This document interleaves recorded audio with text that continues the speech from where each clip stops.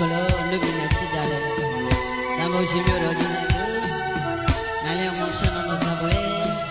အနုပညာများကိုကပြတော်ပြည့်ရရှိရရမရဘာများလဲဒီမဲ့ကောင်းသောအမျိုးသမီးကောင်းတို့ရကဥပဒကြီးနဲ့အားလုံးကိုအနုပညာချစ်ကြတာမိဖတွေကြောင်းရောက်ရှိရတယ်လို့ဘုန်းတော်ကယုံကြည်ခံစားရင်းနဲ့မှတ်တယ်အေးသေးလို့နောက်ဆုံးပြောပြရလို့ဖြစ်ပါတယ်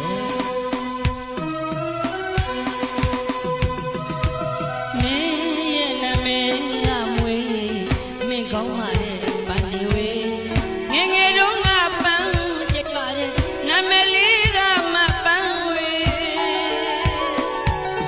မင်းရဲ့နာမည်ကမွေမင်းကောင်းပါရဲ့ပန်းနေဝေးငယ်ငယ်တုန်းကပန်းကြိတ်ပါရဲ့နာမည်လေးကမပန်းဝေး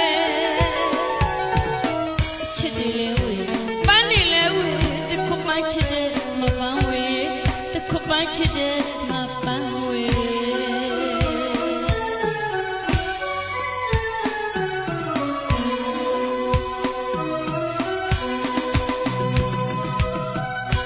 အားဆိုတဲ့တရားတွေမင်းနာမဝိုင်းနေရှိရှိသမျှ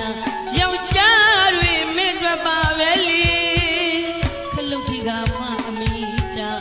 နောင်တရဟောမပန်းဝေး